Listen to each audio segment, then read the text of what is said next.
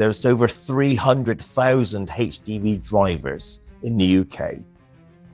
For something that I did, working the hours that you shouldn't be doing, do you know how many were successfully prosecuted? Dream of Californication. Does that count? That's how I lost girlfriends, because whilst they came to visit me, they were just dead on the bed reading their magazines, and I'll just be mixing to God knows how, whatever hours in the morning. You say spinning, and I think of like a hula hoop on your like thighs, like literally like doing Yeah, no, not get that. out of your head. So 40 years on, I'm actually pursuing that dream now.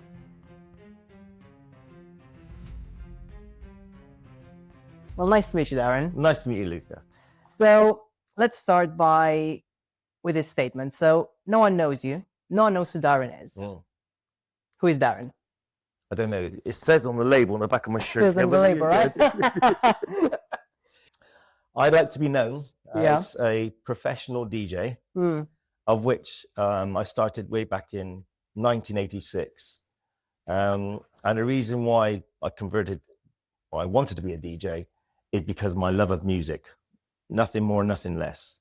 And I want to show not only the skills I have of mixing and putting two records together, but it's about getting that crowd on the dance floor and entertaining them. Okay. And as far as I'm concerned, there's nothing more rewarding than seeing people really enjoying themselves, and the fact that you are entertaining them by the choice of music that you're using. And I think that's my forte, as I've developed throughout the years of DJing, is knowing what kind of music to use, judging my crowd and knowing what to play and when to play it. But as far as me you're saying, who is Darren? I'm a happy, positive, focused individual that just loves entertaining and loves people. I'm a very social person and I love people. So regardless of music or anything else, if you need a hand, if you want something from me that I can help you with, I'm willing to help. That's how I like people to perceive me. Other than that, I don't think there's much else I can say about who is Darren. Just talk to me and get to know me. So Darren is a DJ who's been mixing since 1986. Correct. And I'm actually curious about this. As a DJ, do you mix your own songs? Obviously, it's a stupid question, but like, do you actually mix some of your own songs? Like, do you like do a mashup of, say, Lady Gaga and Katy Perry? And yeah, yes, because you don't want to just play music that people hear on the radio. You want to make it more interesting, because they go, "Oh, I recognize this tune," but it's the thought process when they're dancing. They're going, "Hang on, this doesn't sound how I'm listening to it on the radio. It sounds different." But it makes it more intriguing, and the person that's dancing or listening to that song are going, "Hang on, this sounds really good," either because it's an up-tempo or a remixed version, or because sometimes, like I do, luckily with the technology that we have nowadays, I can mix an a cappella with an instrumental. So we have what we call stems on the controllers that we use. So I can actually delete the instruments, the bass and the percussion, so it just leaves the a cappella, and then have another track take off the vocals and have that instrumental of that track mixing with the a cappella of the other track. So you have an instrumental for one song, but the vocals of another, and that's what we call a mashup. Yeah. So that becomes very interesting. Now, I'm not saying let's do it all night, because people are going, "What the hell am I listening to?" But it just, now and again, you just do that mashup, or you just do that slight different mix to keep them intrigued. It's about keeping that curiosity of the crowd. It's about keeping that person on the dance floor. That's my, as I said before, it's my forte. That's what I enjoy doing, is keeping them guessing, but also taking them on the journey. A lot of DJs talk about, "I'm going to take you on a journey now," but it's true, because ultimately you just want to keep them on the dance floor. That's your challenge. How can I make sure that they're interested enough to keep them there all night? So yeah. Do you think you're doing a good job at keeping people on the dance I'm floor? rubbish. I only get one person staying on the dance floor, but there you go. I mean, I'm my own person. I remember a couple of times. I've been to a couple of clubs, right? And it's me on the dance floor, like when no one else is. So that's kind of that's the best time, because that's when Do you know what, Luca? What's important to me, especially at the beginning of the night, you'll have 5 or 10 people, and they might be stood around. I want to get those people on the dance floor. So what's important to me is say, right, okay, let's try some tunes. You find what genre they like, because they'll start dancing to it. Then you have the key straight away. Right, they're dancing to this. Let's stick to this for a while. Let's just see how they're interested in this type of genre. It doesn't, regardless of what the genre is.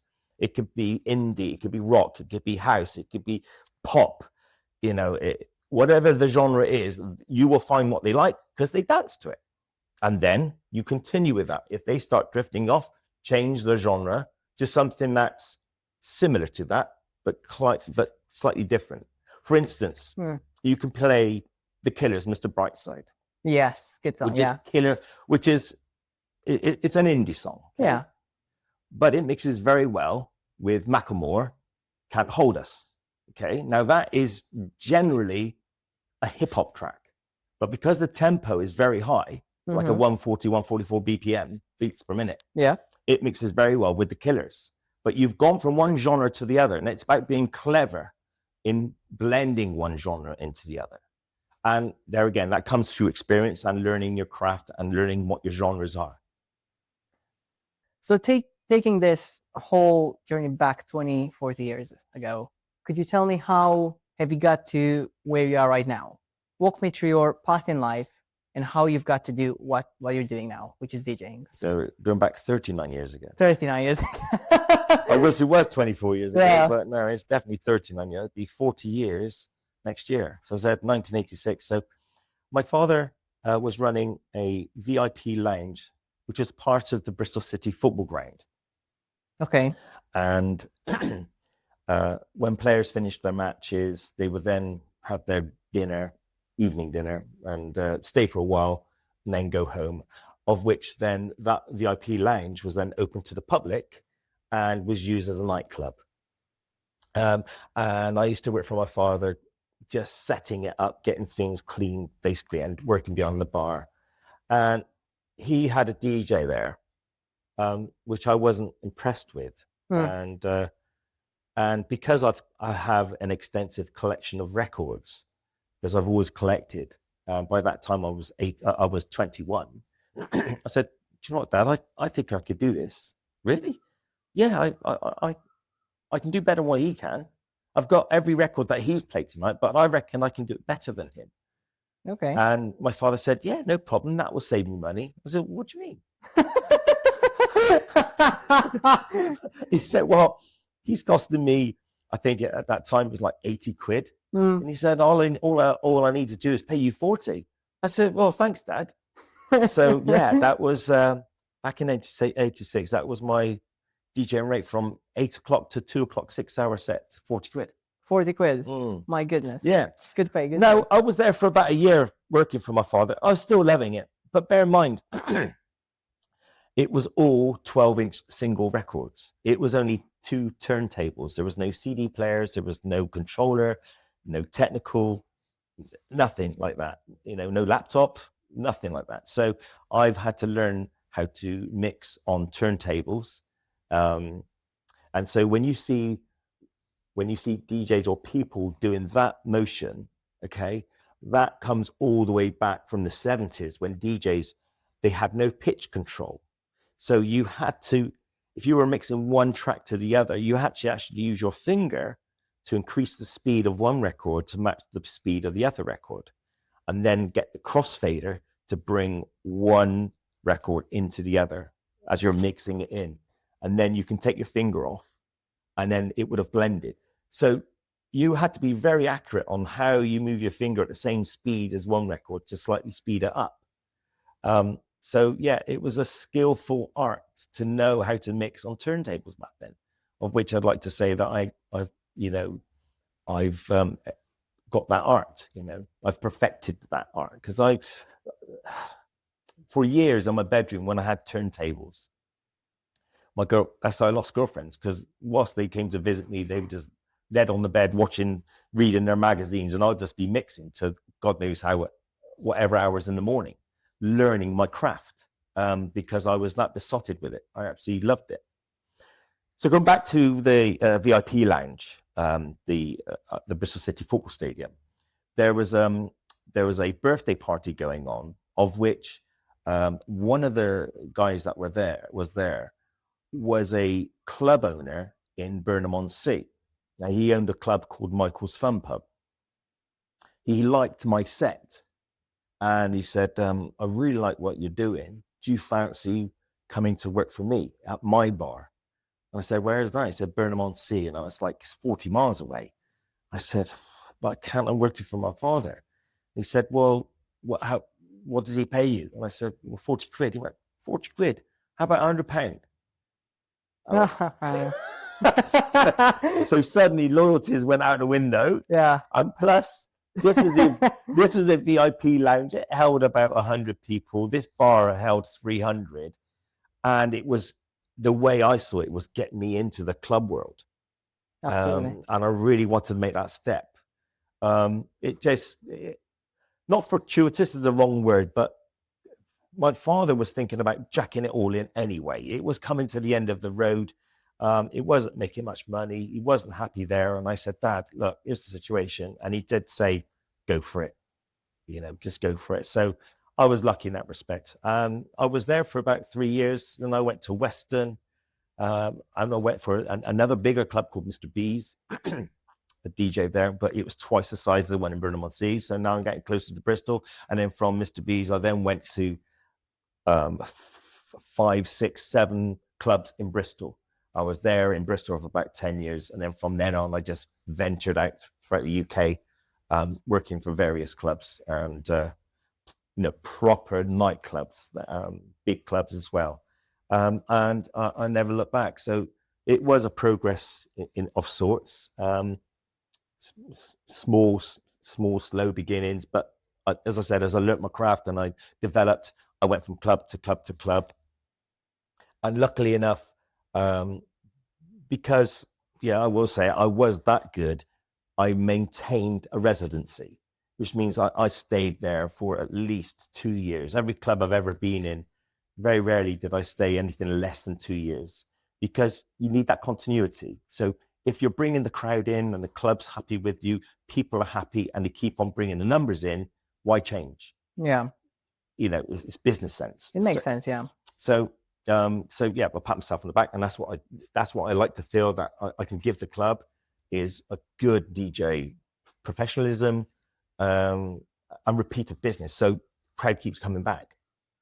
So you've been slowly getting more and more clubs over your years. So what have you just done DJing over the past 30? No, so obviously DJing is always evening works, apart from a couple of weddings here and there, of which I used to hire equipment and just do that, but very few and far between. 30 years of my life, I've been a tiler. So floor and wall, kitchens and bathrooms, tiling. I had my own company.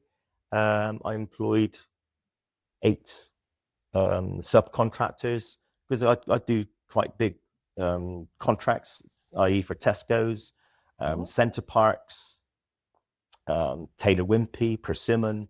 So it was always the house builders or, big companies that I'd be tiling for. And then again, going across the UK, doing this work. Is this still going? No. I ceased trading literally 2 years ago. And the reason for that is because, doing 2 nights a week DJing and then tiling through the day, mentally, it got me down. I struggled, not through the tiling, but the business part of it. Doing the VAT returns, doing the tenders for the businesses, getting all my subcontractors, paying my subcontractors, making sure that they're on time, making sure the job is done. And because it was across the UK, sometimes if they messed up, I'd have to go and sort it out or get arrangement. And I'm not really one of trying to sort problems out in regards to that business side of things. Getting people in, sorting out problems. the bigger you got, the more problems you got. And also I felt like I was living to work and I was not enjoying it anymore. So something had to give. So I made a drastic change and I said to my wife, I can't carry on doing this no more. 30 years tiling, all this paperwork on the weekends, covering tilers that are making excuses for being ill or doing a bad job. It just wore me down, mentally wore me down. I went into depression. And I, quite coincidentally, luckily, I still had my residencies. And that really, I'm not saying it's too drastic, but it saved my life because when you get so low and so down, music, that's your sanctuary. That really does help you with life.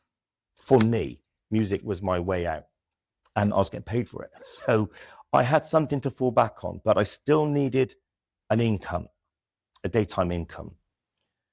Out of the blue, I said, well, I'm going to be a long distance lorry driver. So I went for the class 1, which is the articulated lorries. So the big 66-foot, 44-ton lorries. I see. So from driving a car or a van, I went in for my test. I went in for tuition, for the driving tuition. Literally took me 8 days, and I passed my test on the 8th day, and I became a HGV driver. A job came up for a company called Travis Perkins. And it's a very good friend of mine who's manager of one of the branches, said there's like a driver's job going in another branch in Bristol. And so I did this, I was delivering plant, as in diggers and dumpers, okay? So it's for building sites, the diggers. Oh, okay, got diggers and dumpers. So I would load those up and go and deliver them to sites or to residence houses that are doing, say, extensions on houses. And I was doing that it was nearly 2 years. It had been 2 years this June I was working for them. But my branch manager, unbeknown to him, but everyone else knew, didn't know I was a DJ on the weekends. I don't know why that was a problem, because there's no conflict of interest from Travis Perkins to me being a DJ. Yeah. And they're happening at different times of the day, right? Like DJing totally at different. Well, I had to work every other Saturday till 12 o'clock. Every other Saturday till 12 o'clock, 8 till 12 o'clock. I'll explain reasons why. Okay. With the tachograph, which is a recording mechanism for the lorries, for the HGVs, okay, it records your driving hours. You have to go lawfully by the hours that you can drive. Cut a long story short, because I don't want to bore you with this. It meant that because I was DJing on a Saturday, it was in conflict of my working hours of me driving during the week. It's called working hours combined with driving hours. Okay. It wasn't really Travis's. It's not really down to them to find out what you're doing on the weekend, what's happening in your own private life. But he took it upon himself to, when I say him, I'm talking about the manager of my branch. Yeah. Took it upon himself to investigate me to see if it was legal for me to do so. He then came back to me saying, Darren, and sat me down in the office, said, Darren, you can no longer DJ. So in my head, to him, I went, okay. But in my head, I went, you. Yeah. I'm not giving up 37 at the time, 38 years of DJ, something I thoroughly love and enjoy. I'm not just giving up just because you tell me I can't. Yes, Darren, it's against EU regulations and a tachograph rules. You cannot work on the weekend. Okay. Now, in my mind, I thought it was because he had to do it just so it covers his back.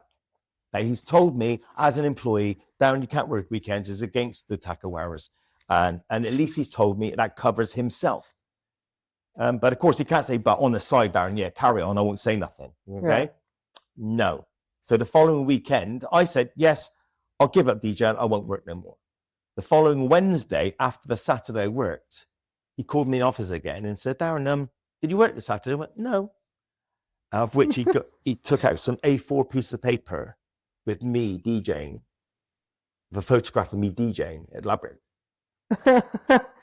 So he said, "Is this you?" Yeah, yes, extreme measures. I went, "Yeah." He said, "Well, I told you can't do that." Of which I then said to him, my mother was dying at the time.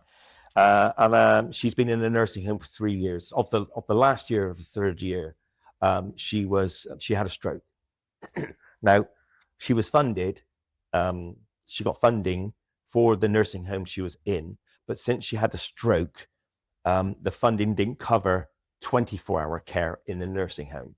So I had to find the remaining money, which came to about £1,000 per month to add to the funding to help her with her care. I could have moved her from another home, but she was so settled there, I didn't want to do that and upset her. Plus, speaking to the doctors, they said, look, my mother already had cancer as well. Basically, she might have a year, maybe 2 years left. So I thought, look, Mum's looked at, she's looked after me all her life. It's time for me to repay some of that gratitude. So of the last year, I had to find extra money anyway. And thank God for Labyrinth for that.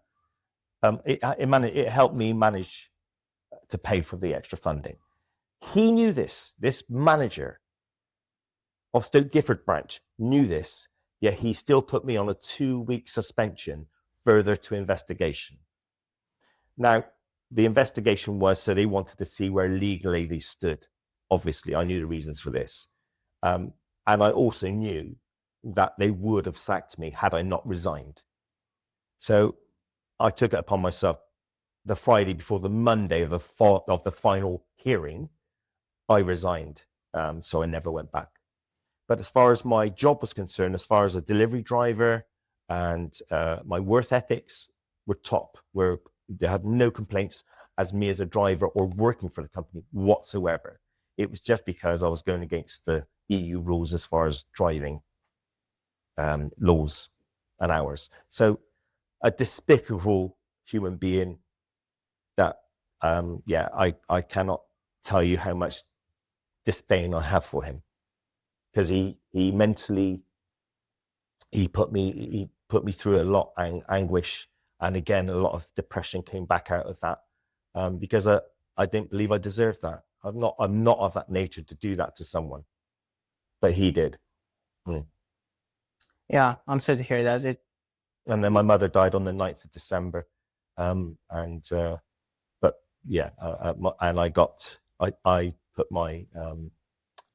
put my resignation. This was in February, the end of February. I think it was February.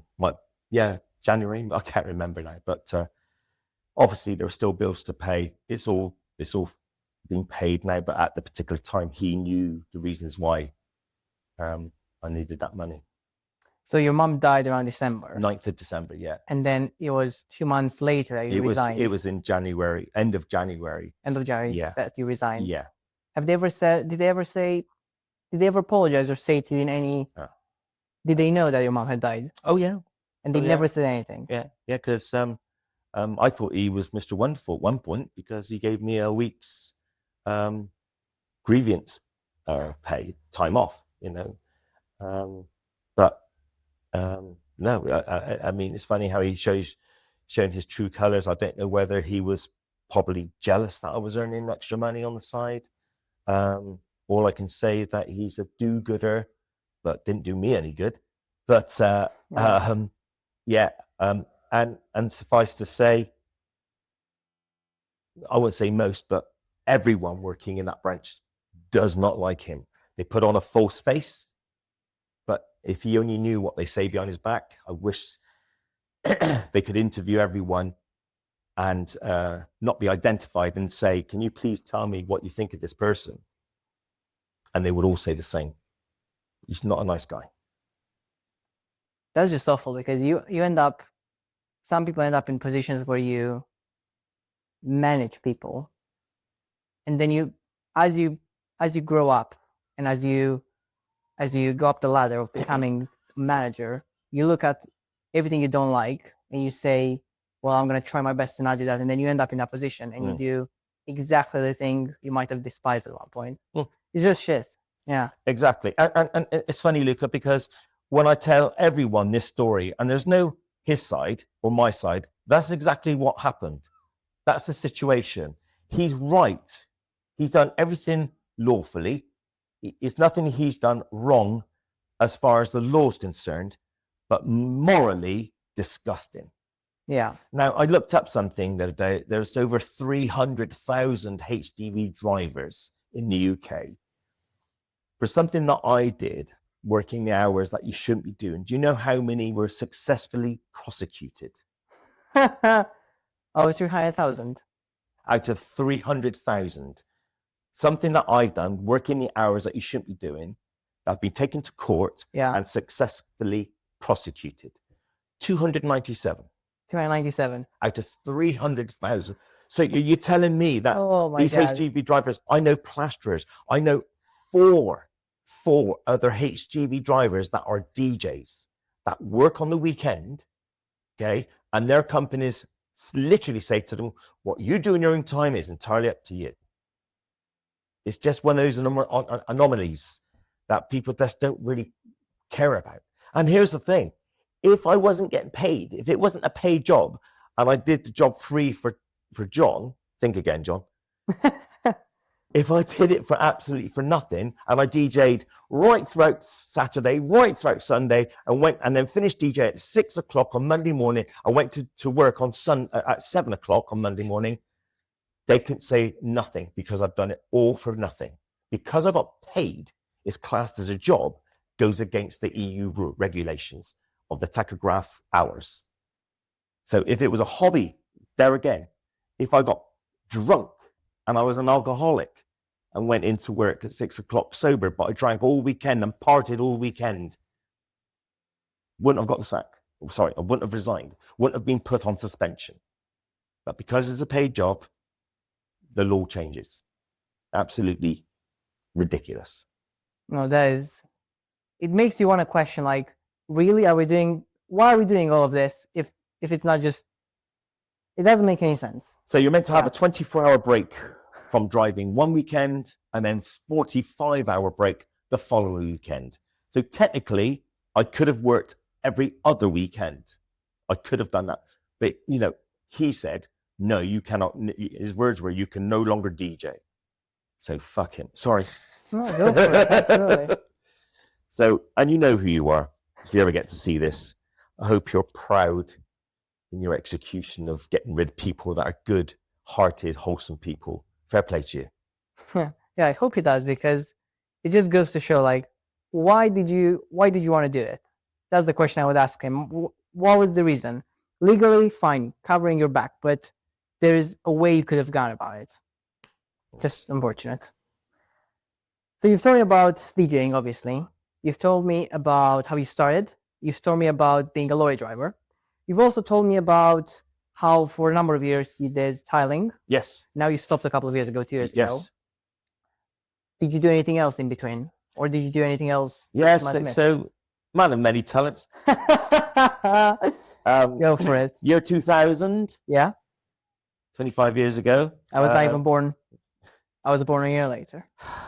He knows how to stick it in, doesn't he? Yeah. Thanks, Luca. You're welcome. So, I've always been a gym goer. I don't look much like it now, but I've always been in the gym. I've always wanted to keep healthy. I've never drank, never smoked. I've been drunk. Don't get me wrong, especially when you go on an all-inclusive holiday. I will drink shorts. When I say shorts, sorry, I will drink cocktails as long as it's sweet. Yeah. Okay. I can get drunk on sweet. So like Malibu or any cocktail favorite. I love it. Don't give me beer or vodka. Oh, I'm Sambuca. Oh man, that's the one to go to. Get me absolutely rat-arsed. Sambuca's the one. Yeah. It's sweet and I can knock it back like no tomorrow. Thing is, after 5, there is no tomorrow. Even today's forgotten about, so going back to 2000, being in a gym, the manager there I've been made friends with, and she said, Dan, we've got one space of a spinning instructor available. The guy that was going to go for it can no longer make it. Do you want, it's free, do you want to go on this course? It's a 2-day course. I said, yeah, because all right, I'm a fit guy, yeah, I'll do that. So I went on this free course of teaching how to do is indoor group cycling. So it's cycling to music in a class of around about 20 people. I did the instructor's course, passed it, and for 5, it would have been 7 years, I did this continuously working for various gyms and teach as a spin instructor. And 2007, because people saying, do you do personal training? I said, no, but I've had so many requests over the years. Why do you do personal training? You're always in the gym. You already done an instructor for spinning. So I said, I looked into it, and I went with a company called Premier, and they are worldwide known personal training instructors. So I went with the elite, the best. At the time, cost me £4,500 for a 6-month diploma in personal training. So as far as your body, how it works, how to train, nutrition, safely how to train, I'm your man. So of which I did that. I did personal training for Esporta, which is a gym in Bristol, for about 2 years. But unfortunately, working for a gym and being a personal trainer, it became more sales orientated rather than trying to get your member to learn about how to train. Okay, it was like sell, and I didn't like that. I enjoy helping people get fit, getting stronger, and knowing how their body properly works, as well as the nutrition side, which is equally, if not more important than the training itself. In the gym, that's the easy part. It's what you put in your mouth is the hardest part. It is. John again. Don't take that the wrong way.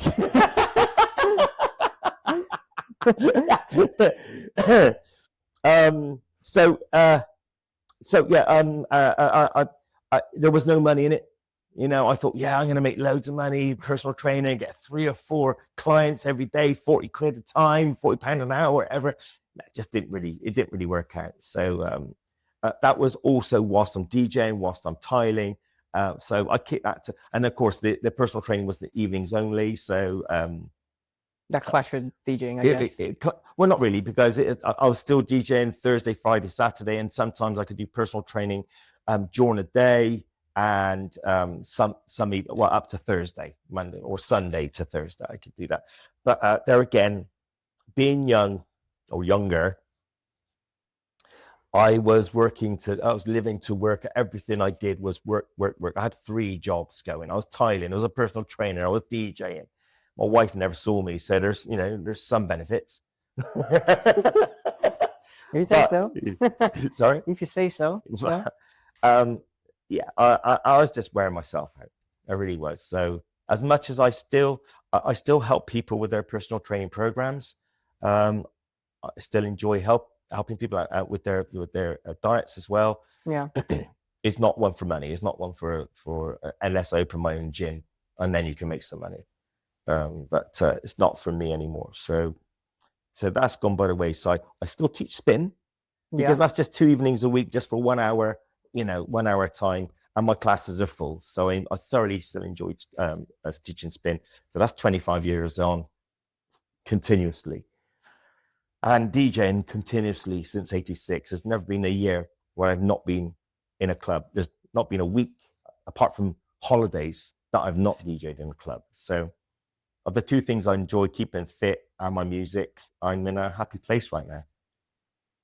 Well, I am looking for a personal trainer, Steve. Yeah, I've never been in a gym. I started 3 weeks ago. So okay. Trying to figure out ChatGPT, to be really honest, is giving me some exercises, but I don't know if they're good, okay? So yeah. I could tell you if they are or not. And you see, when you're training, it's customized. Not every exercise is excellent for everybody. That's the problem, yeah. No, you customize the exercises to that person. There are thousands upon thousands of exercises you can change. You don't have to do a set standard of exercises to get what you want out of the shape of your body and how you wish to feel, whether it's fitness or you want to gain muscle. But like I said, nutrition is key. No, I agree. So You told me about obviously your cycling class and your personal gym. Well, not gym, Personal trainer. I think I've heard that you started a disco something across the UK. Mobile disco. Mobile disco. You know, I really hate that. It's, of course, in your head, not yours, but in mine, when you hear of mobile DJs, you just think of Disco Dave and these traffic lights for disco lights. You know, something that's real cheap and nasty. It's completely changed now. Because since losing the job or resigning from driving, I need to find a day job. And I'm thinking my forte is DJing. So what can I do during the day or Monday through to Friday and a Sunday? I don't mind doing that. Most of them are going to be evening work, so it leaves my day free. It's nice being at home during the day. And because I've always worked in the evenings anyway, it doesn't bother me. So weddings nowadays primarily was on a Saturday. We're doing Wednesdays. We're doing weddings Wednesday, Thursday, Friday, Sunday. There's weddings going out throughout the whole week now because it's cheaper. If you go to a venue, say like a manor house, it will be invariably cheaper during the week than on a weekend because that's prime time. Makes so sense. They would charge more. So now, you know, people that are on a budget want a cheaper wedding or a cheaper venue. They can go to the nice venues, but let's have it during the week. And the reason why they have it on Saturday is because everyone can have the Sunday off. But if you're going to a wedding, have the next day off anyway. It's the special day of the, you know, of your lifetime, should be. Some people 3 or 4. But generally, you know, it's the only reason for the weekend is because you've got Sunday to relax. But nowadays, people take the next day off anyway from work, you know, because they're celebrating with their best friends or their family. And there is scope for that. So what I've done, I've invested in a van. I've invested in some top technical lighting and speaker system because it's not how loud it projects, it's the quality of the sound. There's nothing worse than being at a window or any venue where the sound is just blasting out as loud as possible and it's distorted, it's unclear, it's horrible. I'd much rather have or dance to something that's not as loud but clear as a bell with a nice deep bass. So you can feel the thud coming out, but the clarity of the vocals is coming out through. It's about quality of the sound. That's important to me as a DJ and should be as well for the client. And also the lighting. If you have the lightings moving to the music and they can do certain spirals on the floor or beautiful lighting on the ceiling, it really emphasizes the dance floor or the whole area that they're dining in, and later on they're going to be dancing in. You know, it sets that mood, whether it be in the party or when they come off for the first dance. I got like a dry ice machine, which will do like a low cloud effect. Oh yeah. So the smoke would just lay on the floor, so it's like you're dancing on the clouds. And either side of that, you have what you call cold sparks machines, which is indoor fireworks. So it's like a sparks fountain going up. So they're holding each other in embrace. They got the cold sparks machines either side, and they're slowly dancing on a cloud. And the lighting, the mood would be like a dark blue or subtle opaque white, okay? Because it's a wedding. And all my equipment is white. The speakers are white. The casings of the lighting's white. The DJ console is white. It's all subtle lighting. And during that first dance, it sets the mood of romance. So lighting is very important. So there again, I invested in some very, very high quality German make lighting, which is DMX controlled. And the sound, my controller is Pioneer, top of the range, DJ equipment. Everything is high quality. So I want a high end wedding. That's what I'm booking for. I don't want to be doing. I can see the Sharon and the Sharon and the Traces out there that got burgers for their for the buffet. No, I'd like to think that I'm a bit of a better quality DJ than that. Hence the reason why I really want to get into the high end of weddings and give them a really good entertainment and value for money as well. I'm definitely not the most expensive. I'm not cheap, but I'm not the most I'm worth the value. I'm worth the value I think that I've put out there as far as the price is concerned. So I have my web page. Being Darren, it's Daz. So it's dazevents.com or dazevents.co.uk. And you can go on my web. You can see my experience. You can see the pictures, a lot of them from Labyrinth. So some of the videos. But I've given you basically everything that on this podcast, the history of my DJing is all on there. And I've got mixes on there as well, which is linked to YouTube. I've got 6 different genres of mixes on YouTube. So you can hear the quality of my mixing. It's all there for you. That's cool. So just taking a step back for myself to like do a recap of what we've been going through. So you've been DJing for most of your life. Well, 2/3 of my life now. I keep making you old. Not most. Yeah. It'd be most if I only got 5 years left. Yeah, I keep making you seem old, right? Yeah, I think I started this whole thing at the beginning when I said like 40, 50 years ago. It's like, no. So you've been DJing for a long time. Yeah, for a long time. Let's just stick with you've been DJing. Yeah. You've been a lorry driver. Correct. Not anymore. You've been Tyler. You've been Personal also a personal trainer. Correct. And you've been continuing with your cycling classes. It's spinning classes. I keep calling them cycling classes because like you're not. It is a cycling class, but the trade name is spinning. When you say spinning class to any gym goer, they'll know that's an indoor group cycling class. You say spinning, and I think of like a hula hoop on your like thighs, like literally like going, no, get out of your head. Okay. For one, I wouldn't be teaching that. No, I know it's kind of fun. Spinning just because the bike's the wheel's spinning. That's as simple as it's that. a bike, right? Yeah, No, fair enough. And you've started this whole mobile DJing, which I like to call an event DJ. Event DJing. It's very hard to get away from mobile because you are actually a mobile DJ, but it sets connotations in your head of like I said, Disco Dave with a mirror ball above his head and these traffic lights disco. The old mobile DJs did look like that in all black equipment, but as you see on the website, it's not that at all. It's very, very classy. It's very nice. But yeah, so that's my. I've literally only set up about a week ago. Oh, okay. So I've had to get everything in order. I mean, some of this equipment took 6 weeks to come in. To be delivered because I want a specific type of lights. A controller, again, the particular controller was ordered last October, didn't come into the end of February because it's manufactured in Japan. But I know what I wanted. I know what I wanted to exhibit as far as a mobile DJ, but that's why I call myself Daz Events, because it's not just weddings, conferences, bar mitzvahs, I never can say that word. Is it bar mitzvah? Bar mitzvah, thank you. Any event, any celebration, I'm willing to do. And I can, the fact is I have the experience in all genres.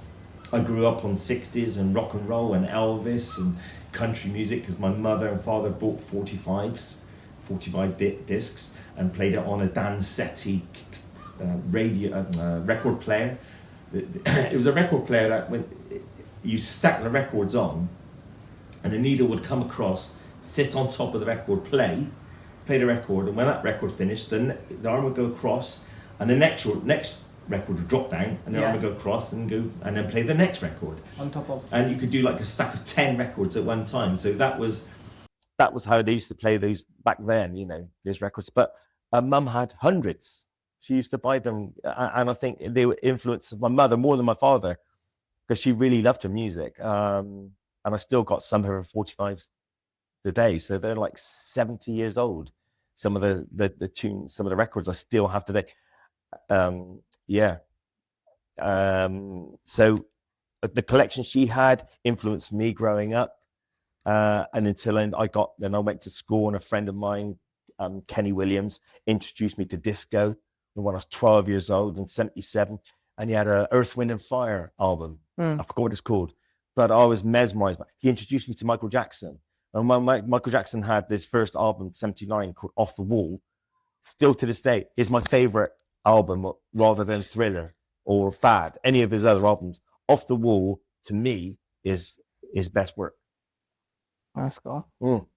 So the influence of my mother, and I think I'm lucky, Luca, because growing up, I was born in 65, growing up in the 60s, 70s, primarily in the 80s, with a lot of the birth of genres, house music, indie was 90, but soul, funk, disco was developed and really pushed through the 80s. Modern, new romantics, electro music, a lot of new music was really developed throughout the 80s. I was there. I was there at the birth of all of this. I was there whilst it was being played through the 70s and 80s. So my knowledge of all these genres as I'm growing up is second to none. I am lucky I was born in that decade. I really was. So looking back at your prior life, I'm going to ask you to reflect a bit on one thing. What do you think is your main takeaway from where you started, where you are now, considering all the jobs you've yeah, done? It's you know what, it's probably the best question yet, because hindsight is a wonderful thing. I had a chance to DJ in Ibiza when I was in 1992, and because I was what we call back then courting, because I had who is my wife today. Yeah. I had to go away for 6 months at a time. And I didn't want to lose her. And she said, you go, I can't be without you for 6 months.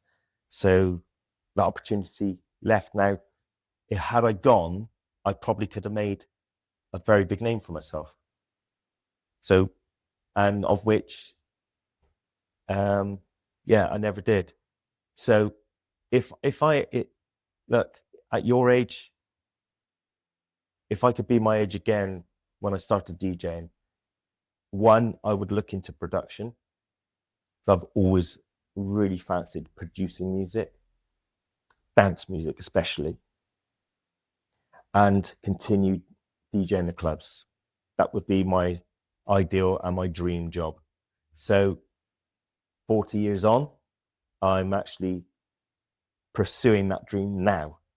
So it's never, ever too late, because that's what I'm looking forward to doing with my mobile equipment and showing off my experience and my skills and the enjoyment I get out of of seeing other people enjoying themselves with how I create the night. So yeah, one advice to myself if I was younger, go to Ibiza, Darren. Grasp the opportunities. If there's something you really love, go for it. And there is money. It's harder, so much harder nowadays because of the technology and because of so many people into music. If you look on TikTok, there's 1,000 DJs on there. I will get on TikTok. I will be DJing on TikTok, not because of more so because I enjoy. There again, it's not about the money.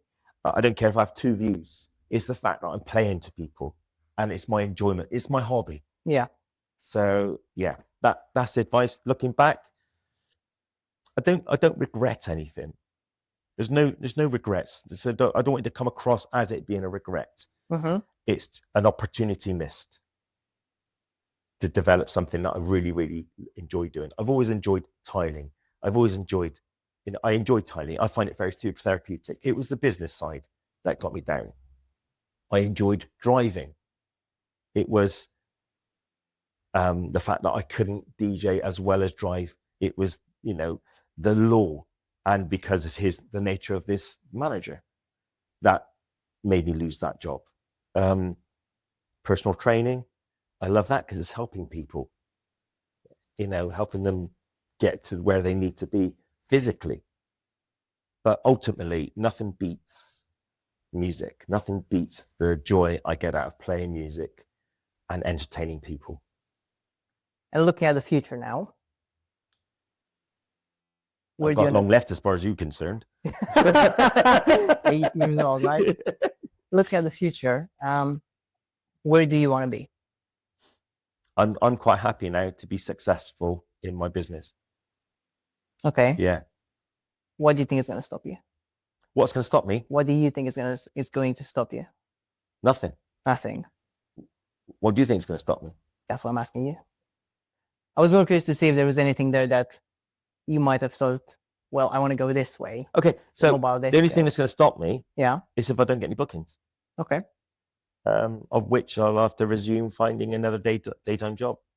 So, which will probably be driving. I'll go back to driving because there's thousands of driving jobs out there. And luckily, I've got a Class 1 license, which is, it's the top license you can get. So I can quite easily go and get a job tomorrow with an agency and then full time with someone. It's not what I want to do. I don't dislike it. It's a daytime job. It earns me money. But I do need to earn money. I'm not rich. I'm not poor, but I still need to earn a daytime keep. I need to still earn money. So, I'm going to give it a couple of months to see if bookings come in. Once I know the bookings are coming in and it's continuous, Yeah. I know I've done the right thing. But it's about marketing myself and making sure I continue to keep marketing myself and get myself out there. But I'm right in the infancy. I literally the website went live last week. Yeah. All my equipment's in my lounge. After months and months of waiting for it to come in, and I don't put it in the van because I don't want that. The van's on my drive. Yeah. It's only 3 years old. It's basically a brand new van, so everything's set to go. Just start booking. Start booking. That's it. Well, I wish you good luck with that. I hope it really works out. And I've got 2 really short segments for this. Come on. So this morning, I went to my office and I asked one of my friends, Rich, if you're watching this is what you wrote down. Rich. So Rich, I had him write down 3 words. Now this is a game I play with one of my friends. I don't like you, Rich. I don't like Rich. I don't like him already. Right. So the game is basically quite simple. Yeah. You're gonna read the card. Yeah. And you're gonna read it out loud. There's supposed to be one word. Do you know what these words are? I don't know. I know because Okay, I'm playing as well, right? Yeah. So you read the word out loud, and because we both have to hear it. And the first person who knows a song that contains the word, in order for them to get a point, and win the round, they have to sing the lyric or the verse that contains. Now, I was really bad at this. I'll be honest. I was really bad. See, but do I believe that you've not read these? I have not read any of these. Okay, that's why I folded them. I literally said them, look, write them with a Sharpie, fold them nicely, give them to me. I'll put them in a bag, not looking at anything. So I don't know what's in them. Okay. And you'll take one, I'll take one, and then the third one, you can take the third one. Okay. So you're gonna start. Okay. So you have to read it out quickly. Really quickly, okay. Luca. Oh my god. Oh, ocean. Oh. Cake in the ocean. Is that Cake by the Ocean? Yeah, Cake by the Ocean. There you are. Well, I said in the ocean. You said by the ocean. We'll go 1-1. All right. We'll draw on that one. Okay, fine. Who's it by? Cake by Jonas Brothers. No? Cake by the Ocean? Jonas Brothers. You sure? It's not Jonas Brothers, is it? No. By the Ocean. Cake by the Ocean. Surely Jonas Brothers. Got me thinking. Cake. I very rarely play that tune, and it's a good one. Who wrote that down? This guy, Rich from The Office. Yeah, Rich. You remind me, Rich. I've got to play that one more often. It is a good track. I've forgotten who's. But anyway, 1-0. Okay, I'll read the second one. Okay, let's see. California. Dream of Californication. Does that count? California. Well, that is right, yeah.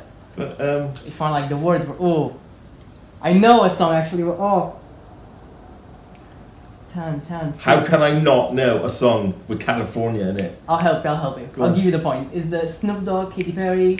California Girls. California Girls. Yeah. I'll go and sing a lyric. You must. I'm thinking really old, like way back. California. I wish they all could be California Girls. Beach Boys. See, yes. Told you it was old. I think that's even 60s California Girls. Oh my god. Yeah, really way back. Yeah. Anyway, go on. You go on. This one. Whoever gets this one wins, okay? Oh, do they? Yeah, come on. Let's see. Cookie. Cookie. Oh my goodness. Cookie. Cookie. Cookie. Oh, I don't know any of them. Cookie. Rich, there ain't a bloody song with Cookie in it. Bloody Cookie. Cookie. I have no idea. There obviously is, and I'll be kicking myself. There must be a song. Yeah. Ah, Cookie. Embarrassing, isn't it? I'm meant to be a DJ, you know. Yeah. Cookie. I don't know, I give up. I have no idea. I was struggling with California for a bit, but yeah. Cookie. Cookie. There's obviously, there are tracks with Cookie in the sentence, but I don't think there's a song called Cookie. Oh, it doesn't have to be called Cookie. It has like it can be No, like in the okay. lyric, yeah. I still can't think of a song with Cookie in it. Oh. Shall we call it a draw? Oh dear. That means you don't win, but I don't win either. Or you give me a word, and I'll think of a song, and I give you a word. You think of a song. Okay, since we're the start, I'll give you the hardest word ever. So that's not going to start. It's gonna be Romanian, isn't it? Yeah. Let me give you one. So, let's have a look. Let's have a look.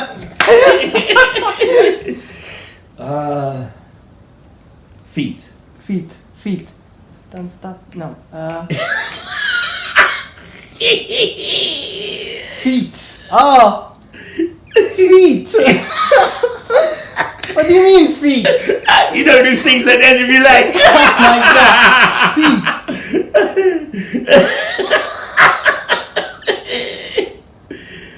I don't know one. I'm just making it up.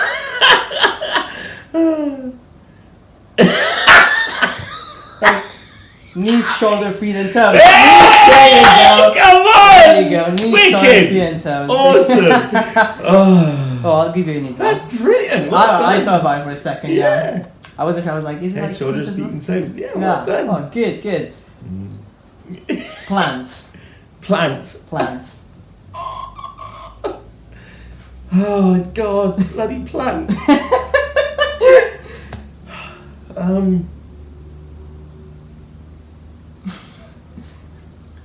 Oh God. No, do you know what? The DJ admits defeat. Nice. I'll take that. Now, the final thing. That's good. That's very good. I did not plan this. I'll ring you up later on. I got what we're planning. So you could have looked it up. So I did not plan this, but I woke up this morning and I was like, ooh, Darren might like this, or he might not. He might not. So you remember when you were a kid? I put it somewhere. Where is it? I lose it.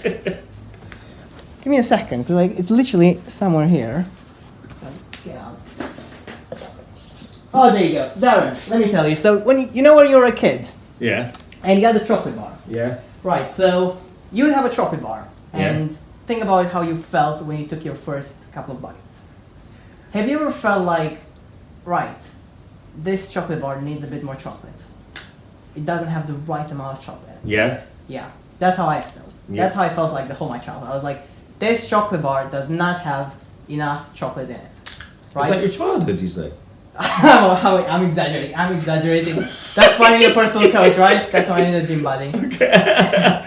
So, a couple of years ago, when I was in high school, one of my friends, she introduced me to this chocolate bar. Now, it's Romanian. It's a Romanian chocolate bar. It's dark chocolate, so hopefully you like dark chocolate. I love dark chocolate. Yeah. That's perfect. Yeah. You'll love this, hopefully. So, I think I might have found the most amazing chocolate bar ever. It has the right amount of chocolate. There. Yeah. You can't find anywhere in the United Kingdom. There's a Romanian shop down the road from here. They don't have it. My family came a couple of weeks here to Bath, and they brought me like 20 of them. And yeah, like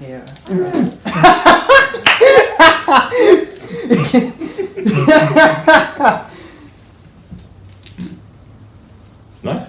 Yeah. You need some. It's a lot. That was too big a bite. It's too big a bite, yeah.